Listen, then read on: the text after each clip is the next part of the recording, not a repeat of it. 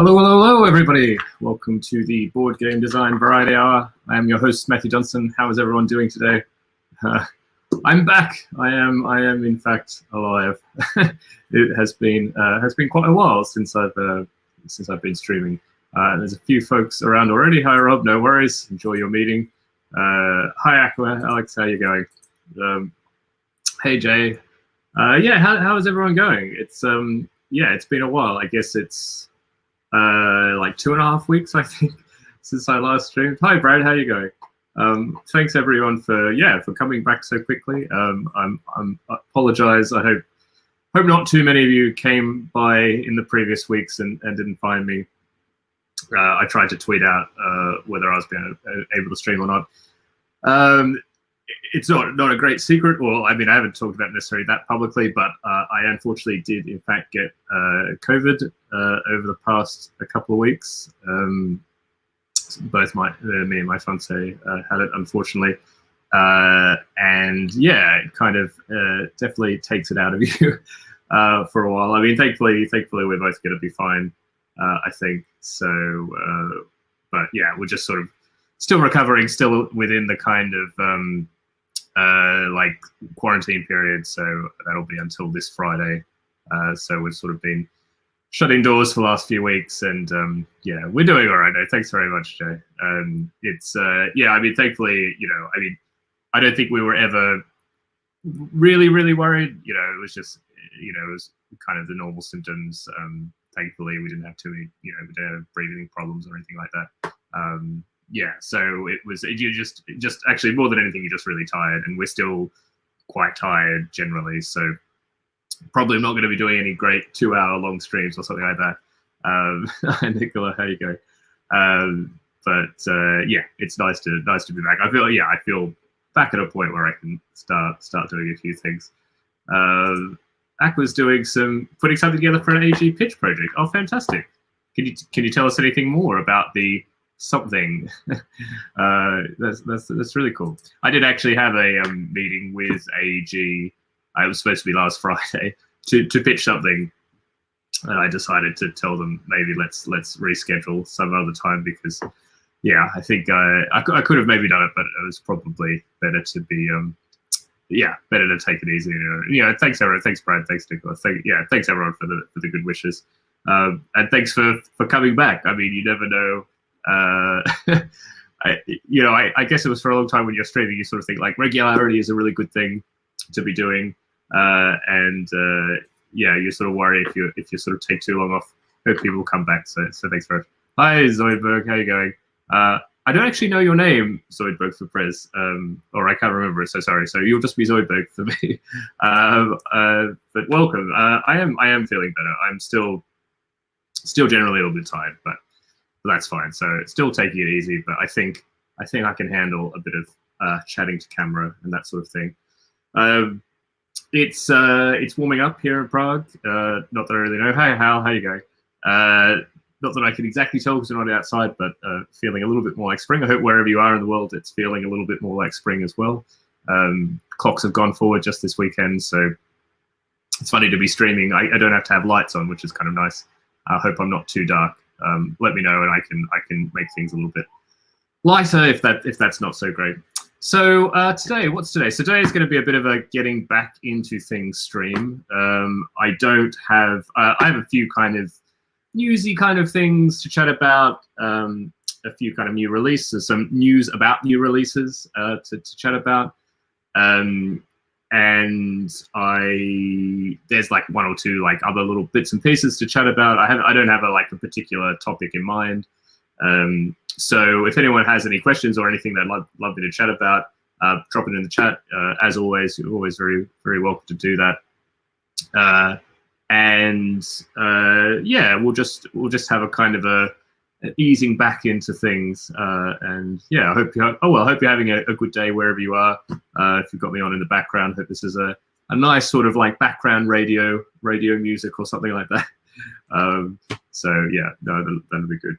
I've been getting very used to listening to a lot of podcasts while I've been washing the dishes. So I wonder if anyone's washing the dishes while listening to me, then that's great. Hi Rory, how you going? No, thanks very much. Yeah, no, it's good. It's good to be back, certainly. So yeah, cool. All right. Well, what's oh, I see. So this is Alex's stuff.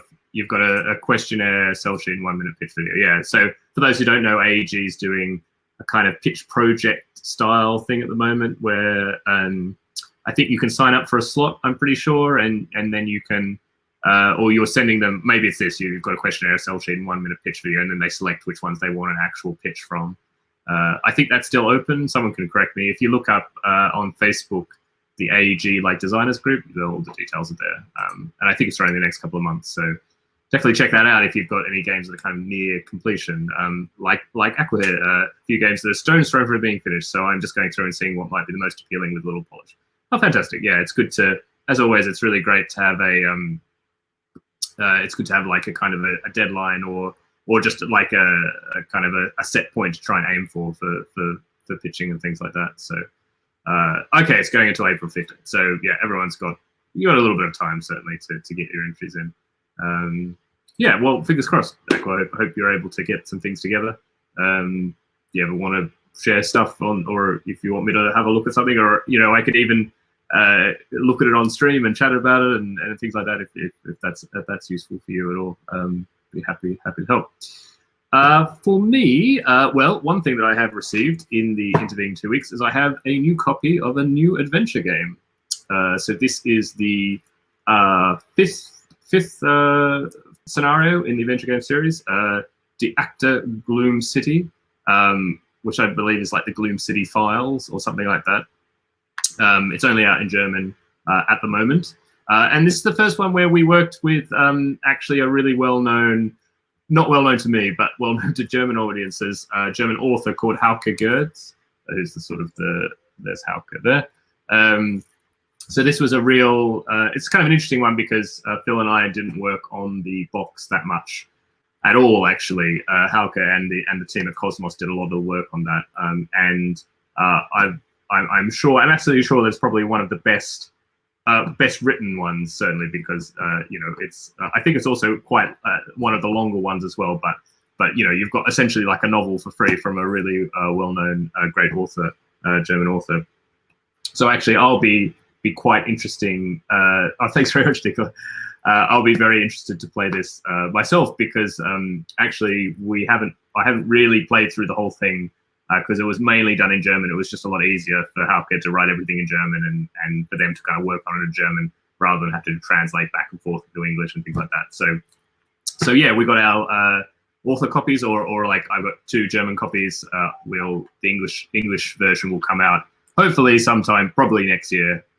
We're still the English version of the 4th one, Grand Hotel Abandon.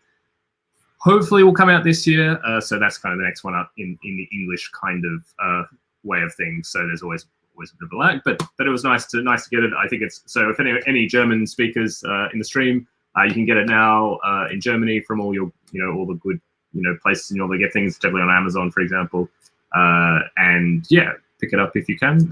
And yeah, I think it's sort of a crime noir kind of. It's a bit hard to tell maybe from the cover possibly, but it's a bit of a darker, grittier story, probably up there with something like Monochrome, I guess, of the ones that have already been out. So yeah, that's always really cool. I'm not going to actually open it because I did open it before, but there's not as much interest to do that. I think it's a similar kind of materials as in the other adventure games. You've got a booklet, you've got a bunch of cards and things. You can't really show anything, so it doesn't make much difference. And realistically, I will always keep one probably wrapped in shrink for my own kind of archive, my own kind of ludological archive, and the other one I will probably give away to someone as a gift at some point. So yeah, so that's kind of exciting. Always fun to like as I say at other times, if you're not going to make the most of the successes and good things when you're a game designer, well, if you're not going to celebrate it, then nobody else will. So the stream is a bit of a chance for me to do that. So yeah, so that is Adventure Games, the Gloom City Files, and thanks very much to Hauke and all the people at Cosmos for, I think, an amazing job as normal. And yeah, we're closing up work on the sixth scenario now. Some final kind of editing and playtesting and things like that. Obviously, it's a little bit difficult in the middle of these times that there are, but that's going forward well, and I think we're on track for a German release of that one this year, hopefully, but probably closer to something like Essen time, October, November, something like that. So yeah, so I can put that back here, I guess. Blue Orange also sent me a really fun. They sent me a really fun little calendar. I guess it's something they probably send to their various partners and things like that. But I just think it's really fun. They've got all this sort of like cool sort of cartoon. This is like a King Domino ruler, I think, and just like because it's the blue, orange, I guess. So this is Dr. Eureka. I guess this is like the maybe it's the Meeple. I don't know what it's called, like Meeple Land or whatever the kind of thing. Yeah, it's lots of fun. It's like Cloud City, I think, from Phil Walker Harding, and you've got the little guy up there. And actually, even more than that, the calendar itself is full of really fun little bits and pieces. Actually, I don't know. I'm just trying to find, because normally you have different kind of events and things like that. They've got like some Dr. Eureka challenges, so you can like try a Dr. Eureka puzzle printed out, which is kind of cool. And we're still in March, but they've got what was something? even stupid little puns like "Here we march, but April may fly" or something. Anyway, I don't know. Maybe and some nice, and they've even got like French idioms like that you can look up. So the idiom for March is "C'est pas Versailles ici." Literally, it's not Versailles here. An idiom said, "When the lights of an empty room haven't been turned off." I'm not sure if there are any French speakers in the chat, but there you go. It's not if it's like we'd say like you weren't born in a tent or something like that.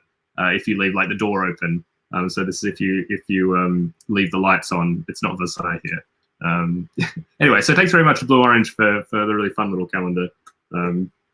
So I'm little bits and pieces, which is a bit of fun. Hi Bass, how are you going? Yeah, I'm sorry that I wasn't here. As I explained a bit earlier, unfortunately, did come down with COVID, so have been recovering, and yeah, but thanks everyone for sort of hanging around, and thanks so many people for dropping by. Yeah, it's going to be a kind of a relaxed stream today, and as always, drop anything you want in the chat, and we will chat about stuff in the chat. So other things, kind of excitingly, there have been little tidbits of a few new releases of mine, sort of making their way out in the world, and it's, well, if I'm not going to talk about them here, then again, where will I? I'm sorry, my hair is just, I am so in the middle, I need a haircut so badly, but obviously really can't leave the house at the moment, so I'm sorry if I'm going to fuss with my hair a little bit too much, but I'm just not used to it at all. So the first is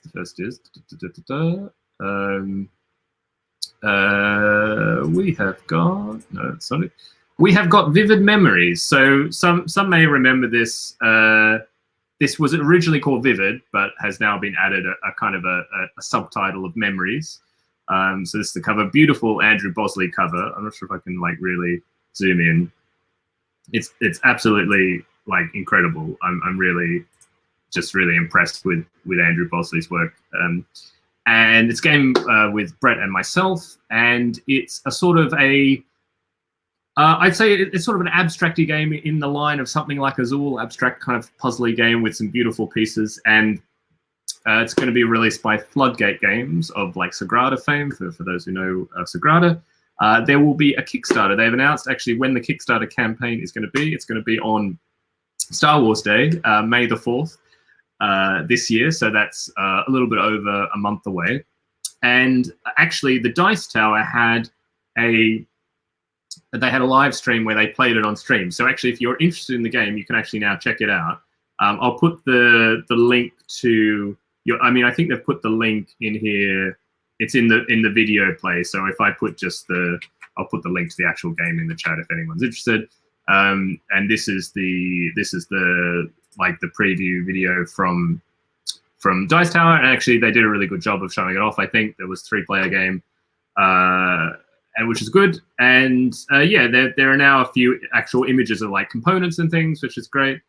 So these are the memory tiles. So basically every round you're going to be probably acquiring 1 or 2 of these memory tiles. The really great thing about them is they're all double-sided, which has both a mechanical point, but they're also thematically they're like a dream of a child.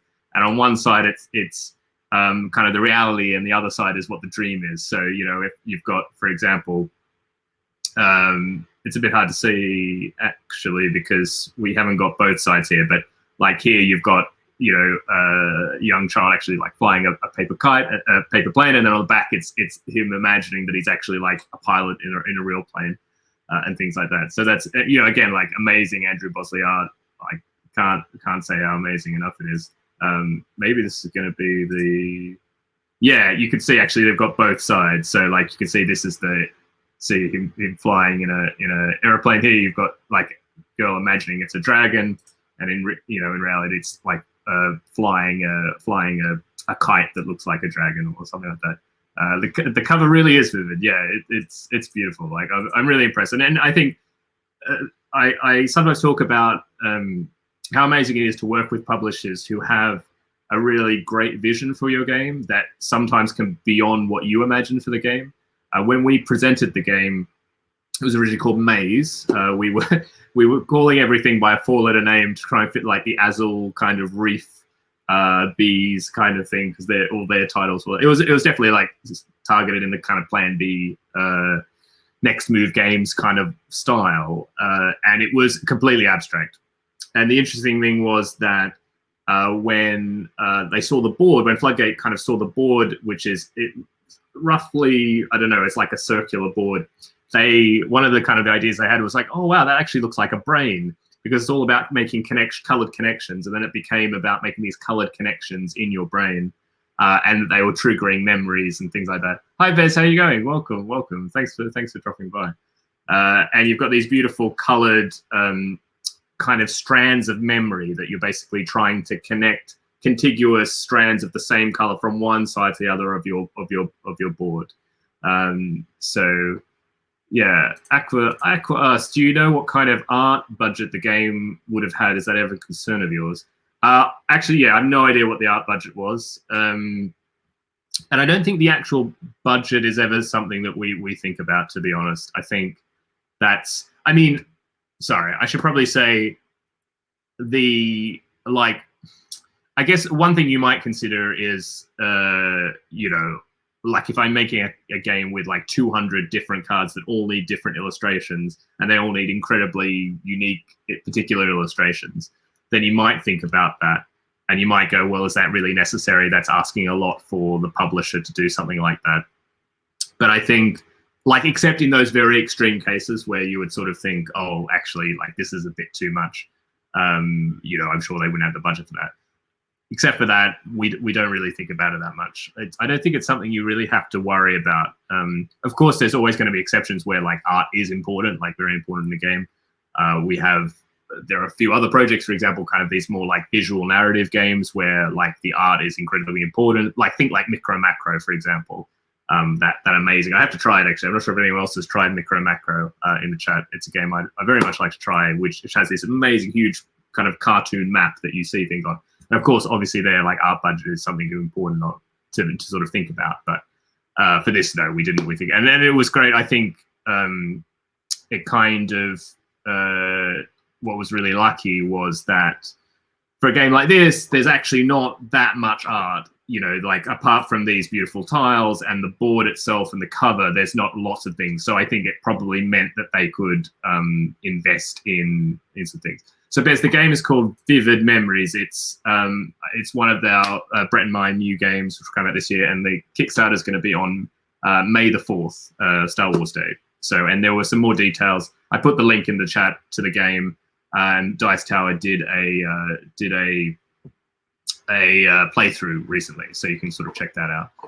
It's an abstracty kind of game in the line of something like Azul, and you're making colored collections across the board.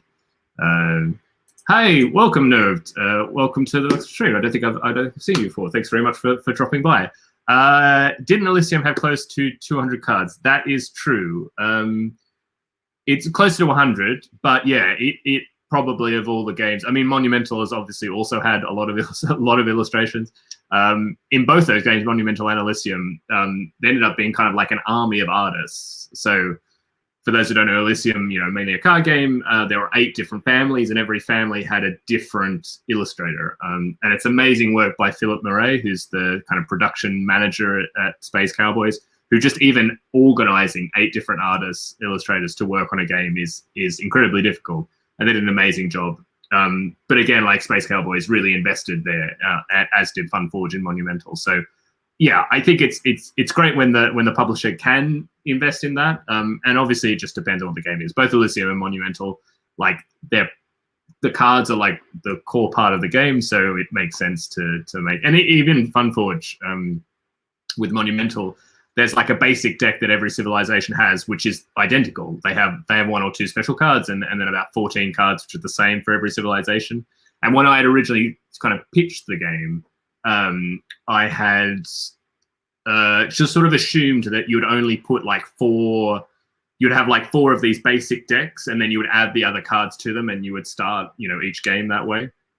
So that you didn't have to have extra ones. But actually they went even further than that. Every civilization has their own copy of those basic cards. But even more than that, they did special art, like different art for each civilization for these common cards. So they have exactly the same functionality, but they decided to put new art for each of them. So it's really great when publishers do invest in that. But it's when designing games, it rarely is something that I worry about. And there's actually some really great games coming out soon that I'm really pumped to share. I mean, like Vivid is a great example. I'm going to be able to show another game on this stream, that some information which I think is also looking beautiful. I mean, just generally, like the bar is getting risen, is being raised so much in terms of expectations, and it's great that publishers doing that. And I benefit from my games getting to look so beautiful. It's not my doing, and again, working with publishers that have that kind of vision, really helps. Yeah, Micro Macro, yeah, like No Pun Included did a great review, which I thought was really great. Yeah, it is completely up my jam. I'm really interested in like different deduction kind of games and different styles at the moment, and I think it's an amazing idea. And I would say it's a pretty strong contender for the Spiel des Jahres this year. I think. I'm not sure if people have been talking about it yet, but it won the Asdor. And I wouldn't be surprised if it actually ends up winning the Spiel des Jahres. I think it would really fit. So yeah, so that is Vivid Memories. There's more information. Check out the Dice Tower playthrough. If you go to the Board Game Geek page, they have the video link from the Dice Tower. They did a live playthrough. It's the first game they play on the video, so you should be able to see it easily. Welcome back, Rob. And yeah, you can see how the game plays. But yeah, it's kind of like an abstract strategic game in the vein of something like Azul, with a bit more spatial things. You're making spatial connections. A little bit like there's also like Metro. There was an old Metro game called Metro, which I don't know that well, but it's other things like that. So yeah, it's a bit of fun. The other thing that I can kind of talk about a little bit is another game called The Gardens. And this is another co-design with Brett. And I did actually show this cover at a game with Elephant on the Box for the win. Yeah. This has an ibis, which somebody already in the comments, which I love, has called it, because in Australia we call them bin chickens, because in the cities these ibises, with their long beaks, they get into bins and like knock the bins over and like looking for rubbish and things like that. They're kind of scavengers like that. But that's on the by the way. Yeah, so The Gardens is a new game from Brett and myself. It will also be kickstarted, and I think it will be kickstarted probably around the same time. It'll be either April or May, I think. And it's going to be from Grail Games. So they're an Australian publisher, maybe best known for like Yellow and Yangtze, or they've reprinted quite a few, or like new kind of Reiner Knizia games, like Medici and things like that. Done some really great work. And they've actually got Fjords. They're doing a reprint of like a reimagining of the Fjord, like an old game Fjords that's on Kickstarter right now. And yeah, Dave Walker Harding, who's the head of the publisher, we met.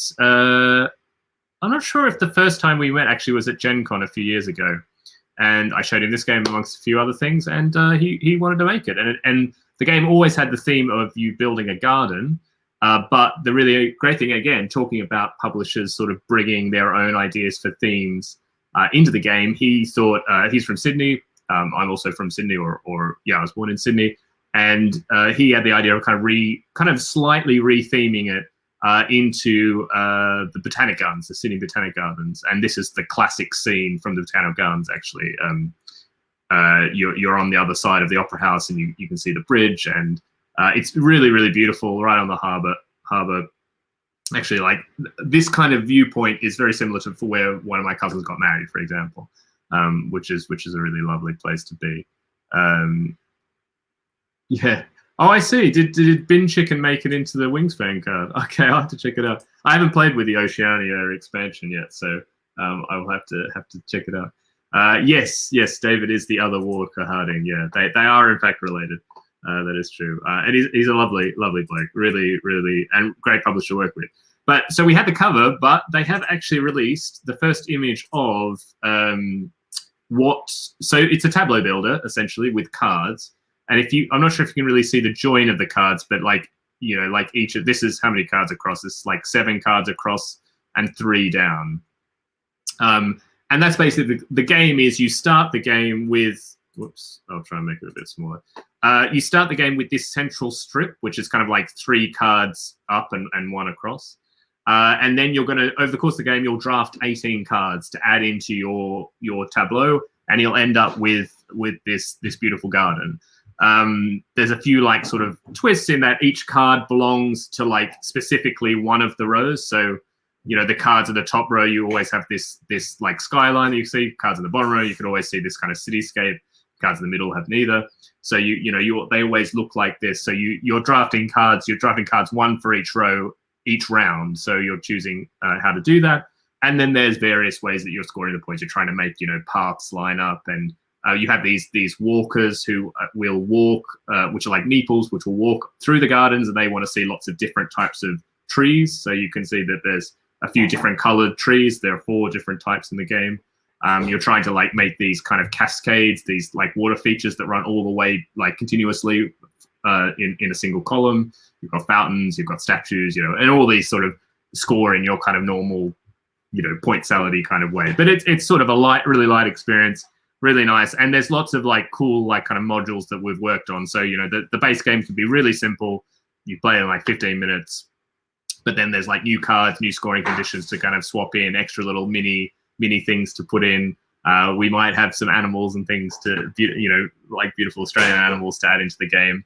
Yeah, no, thanks very much for the comments about the art. Yeah, the art's amazing. I'm really impressed how it's turned out. And again, I think it's brought this.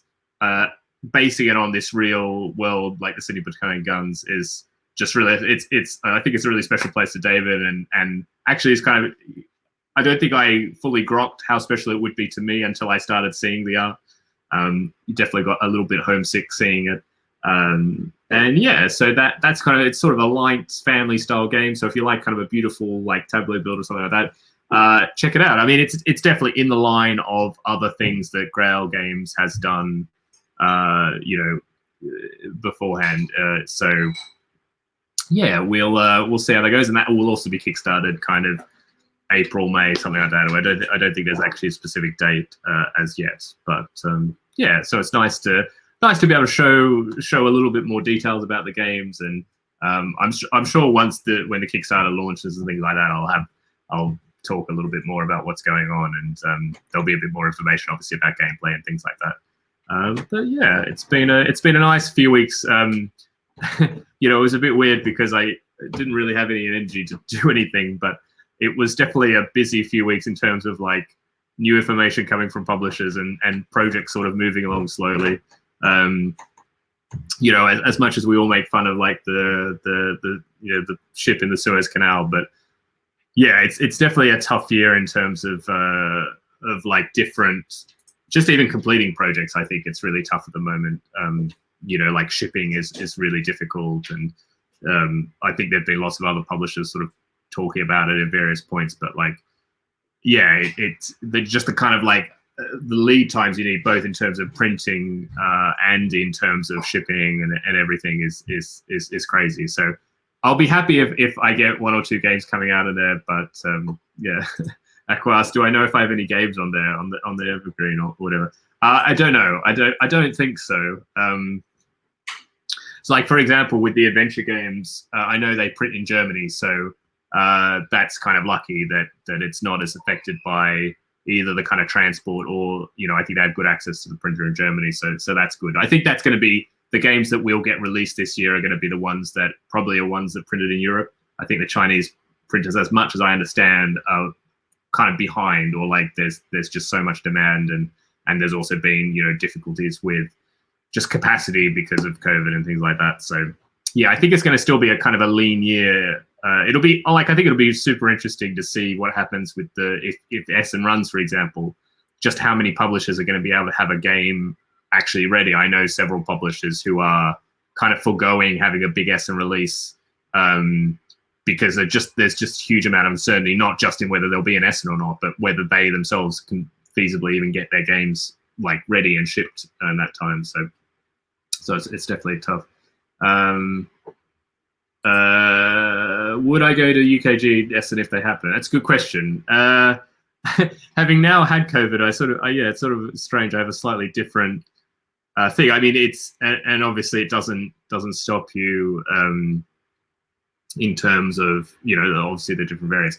I think the short answer is I think probably not, unless I'm vaccinated. Even though I know in my head, I guess there's a bit of not a double standard there, but you know, obviously I have probably have some natural immunity, but yeah, I definitely have this feeling like I'd prefer to not be spreading it to other people, even if I myself won't get sick from it. I kind of feel a bit of responsibility for that. So I think it's unlikely. And UK Games Expo for me is even harder because it would be flying to a different country. I'd probably have to self-isolate, you know, blah, blah, blah, blah, blah, especially if I wasn't vaccinated. So yeah, I think UK Games Expo is like 95% unlikely for me. Essen is a little bit more likely, also because I don't necessarily even have to fly there, which is kind of useful. But yeah, I think it's unlikely this year still. Unfortunately, the EU vaccinations are going really slowly, so yeah, I'm not that hopeful. I know everyone in the UK is doing a bit better, hopefully, and in the US it also sounds to be better. But yeah, unfortunately, in the EU it's not so great. Nick is saying it's sometimes down the wire for many publishers in normal years, so it'll be difficult. Yeah, I think it'll be super difficult. I think, I mean, and you even see it in a lot of games which you're kind of waiting on now that publishers have sort of talked about, or even getting reprints for games. You know, it's just really difficult to, you know, like just on a really random note, I know a shop here in Prague, you know, they have a kind of like pre-orders for different games, and I know like there's this game Lorenzo El Magnifico from Cranio, which I really wanted to finally buy, and they were going to release a kind of an all-in edition, and it was supposed to come, you know, by the start of this month, and I think it's going to be delayed by like 3 or 4 months, just because like printing and transport and everything is just so out, you know, you just can't plan for it. So it's yeah, it's really tough. But all I can do is keep designing games as always, and I try my best at that. But yeah, so the other sort of thing I also wanted to kind of highlight, I guess, is, and this was what I had ready to go before I kind of got struck down, was the fantastic people at Cardboard Edison have released their newest kind of infographics about the kind of the result. Sorry, let me say these things in the right order. Cardboard Edison does this great like survey for designers where they ask designers about contracts which they've signed in the last X number of years. I think this was over the last 5 years or something. And designers can anonymously input like details about the different games that they signed over that time, and then they collate all that information to give some information to everyone about like what's going on in terms of contracts for games, what are the kind of different clauses, what's normal, and these sort of things. So they've released the kind of results of that most recent survey, which was done over the past year or so, and I'd really recommend everyone checking it out. So I'll drop the links into the chat, and I'll go over them a little bit just as a interesting thing to look at.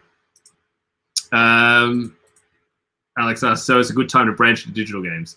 Yeah, well, I mean, obviously digital games have their own difficulties as well, and and I'm doing that. The work with Arnold on Card Crawl Adventures is still going ahead, and I think we're hopeful for a release this year. And obviously that is not as dependent on all these other things. So I'm hopeful that's going to go well. But I'm hopeful that there'll still be a couple of releases this year. Our game with Ravensburger, I think, is still on track to be released this year. Again, because they're printing in Germany, so it's sort of a different kettle of fish. At least for getting things in Europe, anyway. Nerve says there's still a lot of old games that are worth playing. Oh, absolutely, yeah. No, I mean I'm not short of games to play. Although it's interesting. I think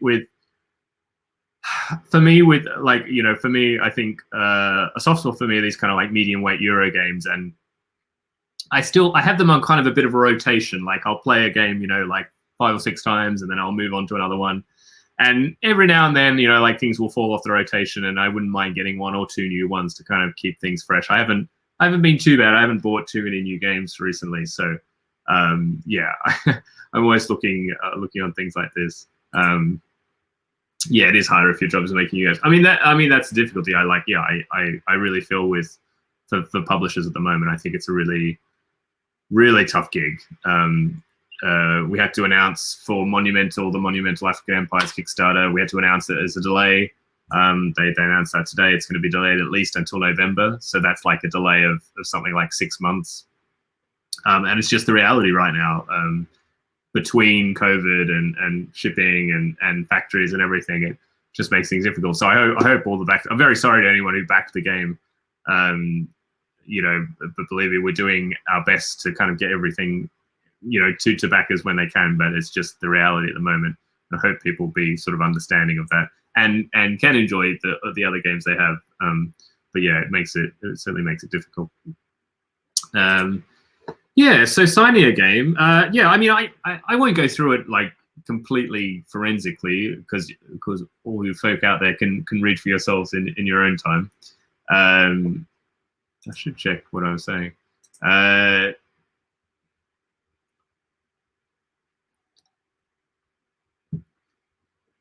But yeah, I'm just trying to think what was kind of interesting things on. So they have a good kind of graphic about like what kind of advances people were getting. It's good to see that. Well, actually, the first thing is it's a bit disappointing to see that the amount of advance that you get across all the the survey respondents, like almost half still get no advance at all. So like 44%.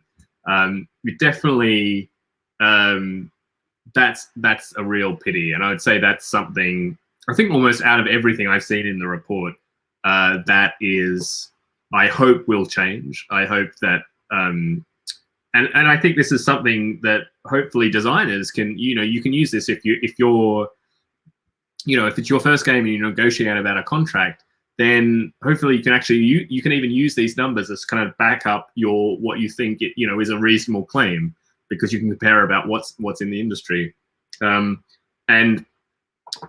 after that the most common amount is like about $1,000. Which sounds about right. That matches with my own experience roughly. But for me, it's not so much about the actual amount. Like even something as low as say $250, £250 is okay, especially depending on the size of the publisher and the game. Like if it's a kind of a smaller game, then you would expect kind of a smaller advance because they're going to be fewer royalties.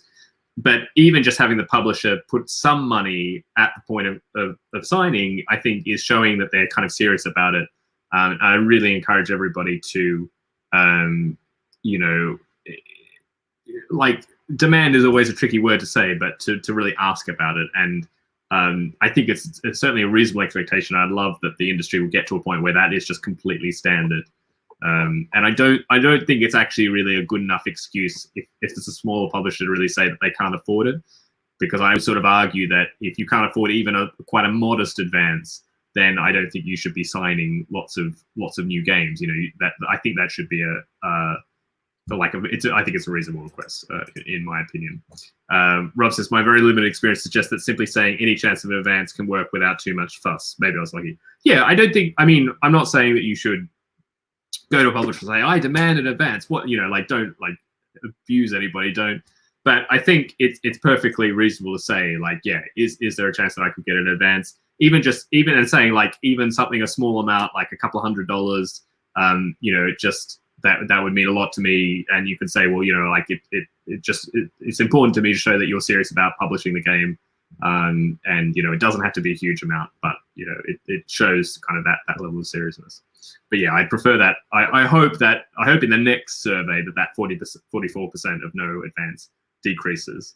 Credit on the box is not, I mean, it's important, but yeah, the majority do have a name on the box, so that's good.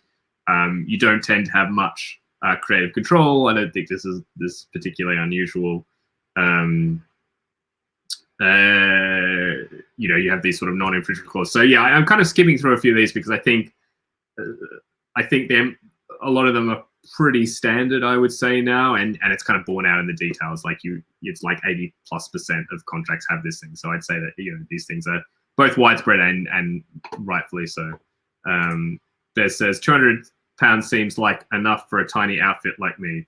No advance is ridiculous in my opinion. Even with the best intentions, things can go wrong. Yeah, no, and it's well, it's really kind of you to say, Bez, and I know. I mean, you're definitely on the scale of, you know, definitely on the smaller end of publishers, and yeah, exactly. I actually don't think it's very much about the actual amount, and I think it's what it represents in terms of you know, an investment, and realizing that you're, in whatever small way, you are kind of like tying up a design from a designer, and they're not getting any money while you're working on the game either. So yeah, exactly. Like, even if there's something goes wrong, then that the designer's not completely out. And it's definitely happened. It's happened several times for me that games have been, you know, signed games, they've been released back to me, and thank goodness in pretty much all those cases I got an advance. So even though it's very disappointing how everything works out, thankfully I had at least some small financial thing. And this is what I mean about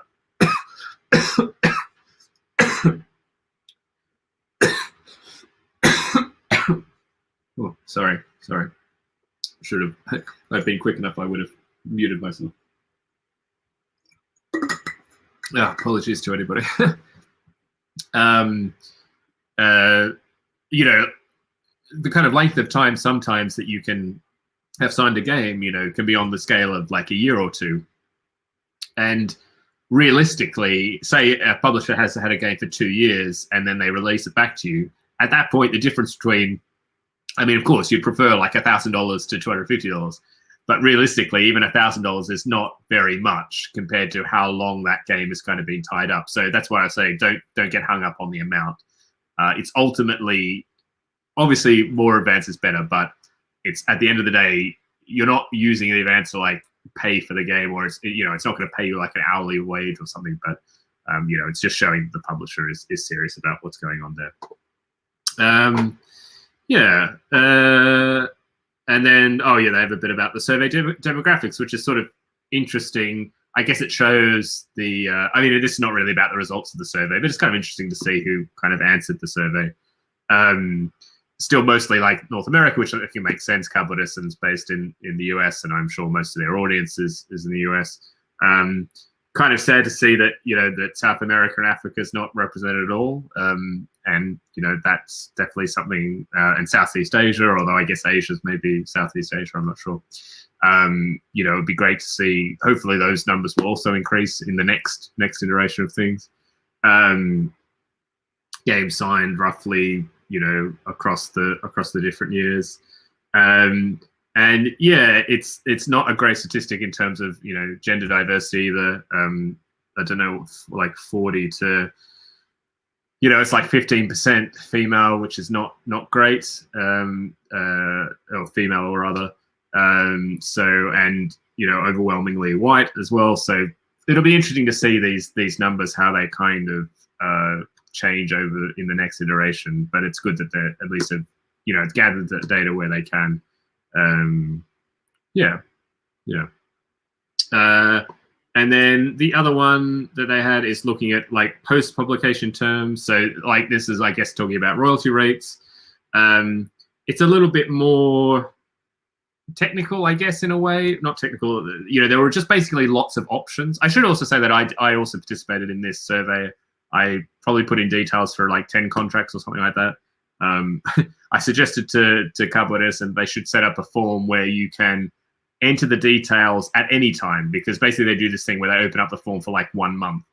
But for me, it means I have to go back through all these contracts and find all the details, and it's just a bit of a faff. Whereas I was sort of saying, well, if I had this like little link that when I sign a new contract, I go like, oh, I can go to Kubernetes and right now while it's all in my head and do it, it would be good.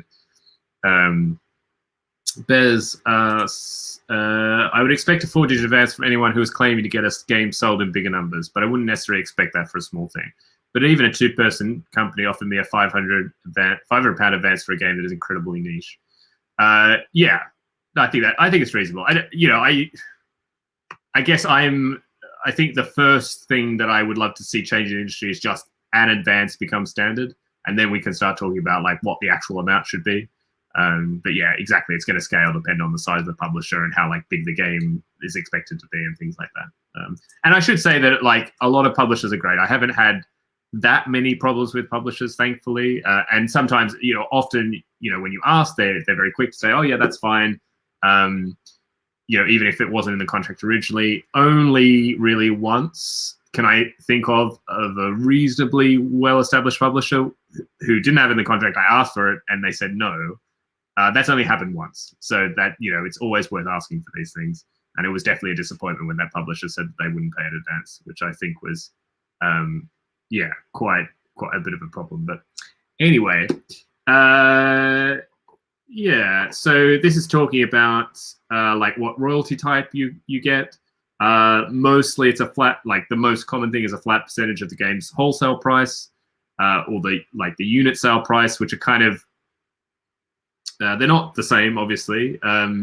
It just depends on the contract, and often often the percentage will take that into account. Like if you're getting off the actual like MSRP, then that'll usually be a lower percentage than if you're doing it on like the distributed price or something like that. Robust, did you still sign without advance? We did.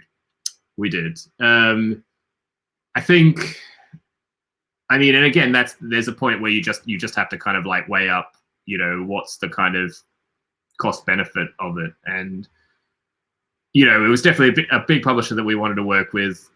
So, you know, we're happy to sign it. The game hasn't been released yet. I'm hopeful that it will be released. We're working on it now. So, but it has been quite a while, I have to admit. They've had the game for several years. And of course, who knows, you know, you never know when a global pandemic's going to push everything back another year. So anyway, it's okay. But yeah, but I wouldn't fault anyone for you know, when I say like I hope that advance are going to be standard, it's not that I, you know, want to shame anybody who signs something without an advance. You know, it's obviously like the best case scenario, and that doesn't always happen, I guess. But yeah, it's tricky. Royalty rates, I think this is quite useful when just you know, when you're thinking like what's a reasonable royalty rate for the game. You know, wholesale, I mean, it kind of just hovers around 5% basically, which is kind of interesting. Even like MSRP, the ones that did have, you know, like 5% of MSRP is pretty good, I would say. So good on those people, you know, getting those kind of numbers. But, you know, like I'd say like, you know, 6% of wholesale or, you know, distributor price is pretty good, pretty standard, I would say. But it's great to see actually quite a few people getting better numbers than that. So that's really good. A little bit of information about how often you get royalties. Obviously makes, you know, the more frequent you get royalties, the better, which is good. Alex asks, have I ever had a progressive royalty? So for people who don't know, a progressive royalty, well, it can take a few different ways, but I think the most common way a progressive royalty works is where you usually get an increasing percentage based on the number of games sold. So like the first, yeah, exactly as Alex said, extra. So yeah, after they sell, maybe they'll sell you, you get 5% for the first 10,000 copies. Then that goes up to 6% for like the 10,000 of first copies through to the 20,000th copy, 20,000th copy. Then it goes up, like it can go up. And sometimes it might be, like the first 50,000, it's 5%, and then the next 50,000 is 7% or something like that. Yes, in the short, yes, we've signed a few contracts like that. Have had, thankfully, like the adventure games do have things like that, and we have hit those kind of targets. Often you can see it as it's a way to kind of like, if the game's a success, you're both, both the publisher and you kind of get to share in that success a bit. Also because you would think, the publishers recoup some of the kind of fixed costs like art and manufacturing costs and things like that. So when you're selling more and more copies, you don't have to pay the artist again, for example. And so sometimes the hope can be that you can kind of recoup that there's more royalties go around. So yeah, it's something you can definitely talk about with a publisher if you want. And yeah, it's tricky. I mean, of course, like even selling more than say 10,000 copies of a game is definitely not. It's not always going to happen. So it can be one of those things that, it's nice to have, but I would definitely make sure that the first thing is having a good, base royalty percentage, because that's the thing that's going to happen in the first case. Yeah, and then there's some things about like copies of the game. It's good to see that it's much more common that you at least get, some copies of the game in the event. That only 5% people get no copy of the game, which is great. That's another thing I always, if you're happy to ask, it's something quite reasonable to sometimes ask if you want a few extra copies than what's offered. Feel free to ask. For some publishers, it's quite easy for them to, it's not a big thing, like as long as you're not asking for like hundreds and hundreds of games. But also having a clause in the contract which lets you buy additional copies at like basically a cost or at a discount, like distributor discount. Which a lot, like 2/3 of the contracts here do have. That's also a really good thing to have as well. Yeah, it was sort of interesting that when they put this question about promotion, like whether like a designer is required, like whether you can put a clause about like a game is required to be promoted in a contract, which I've never really seen. And I think it's a very difficult thing to kind of enforce. So it's good to see that that's also matched what other people are getting. And then there's stuff about related products and things like that. Sub-licensing, which is quite important to sort of look at, and like getting your rights back. So this is actually just really useful to like when you're making your contract, actually look through these different clauses, because you should have all of these things, if possible, in the contract, and that will like revert the rights back to you. If it hasn't been published, in a certain amount of time from signing the contract. If the publisher goes out of business, if the publisher sells less than a few set number of units, if there's if the royalties drop below a certain amount, yeah, is important. Bez, I just looked for the first time and realized I'm the only Middle Eastern designer who answered the survey. Honestly, the demographics is slightly sad. Yeah, no, I agree. Yeah, I think it's. I'm not sure actually if you are even covered in the. Oh, I guess they've only got the demographics in the previous one. Yeah, they didn't even actually. Oh, Middle East in the race sort of side, but not from the. Yeah, no, exactly. Yeah, it's. I think it's definitely showing the. It's good to have an extra data point in terms of really showing the kind of like the stark reality of the industry. That there's still a lot of work to do. Yeah, no, it's sobering reading, certainly. Yeah. So anyway, that's so huge thanks to Cardboard Edison. If anyone like if you want to support Cardboard Edison, you can become a patron. They're great folks. And I think they do a really great job for the industry. So yeah, definitely support them if you can, or at least share their information and use it to hopefully make better contracts and all that sort of thing. Yeah, so we're coming up on the hour. I think that I'll probably just do an hour today. Slowly getting back into the streaming thing, but I haven't keeled over coughing and spluttering, or I've only done it once, so that's good. But yeah, thanks everyone for hanging around, and thanks for dropping by. Yes, yeah, definitely board games are for privileged folk. It's yeah, we definitely shouldn't forget that or at least like the hobby designer games that we're all kind of talking about designing are definitely for more privileged folk. And yes, I will be hopefully back to pretty much a normal schedule, I think. So I will be streaming at 9 o'clock GMT on Wednesday morning, and at this time, 4 p.m. GMT on Friday.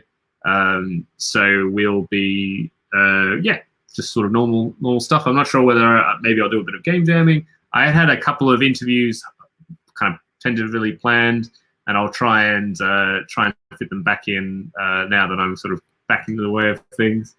Yeah, and it'll be a little bit easier. Thanks everyone for the good wishes. Nicola asks, when I publish something, it'll probably be in Germany, so I don't know if that'll be a data point for South America or for Europe. Yeah, hopefully. I mean, hopefully you can sort of input that data somehow. You know, that you consider yourself to be of a particular, you know, ethnicity or geographical region, even if you live somewhere differently. Yeah, I mean, it's not exactly the same, but you know, I still consider myself Australian, and even though I've lived in Europe and I've only published games when I've been in Europe, so yeah, it's tricky. Yeah, so I think that will do me. But thank you very much, everyone, for dropping by, and thanks for all the very kind comments and encouragement. I hope you all have a really wonderful week, and yeah, just enjoy yourself if you can. I hope you're all well and safe, and yeah, I hope it gets a bit warmer wherever you are.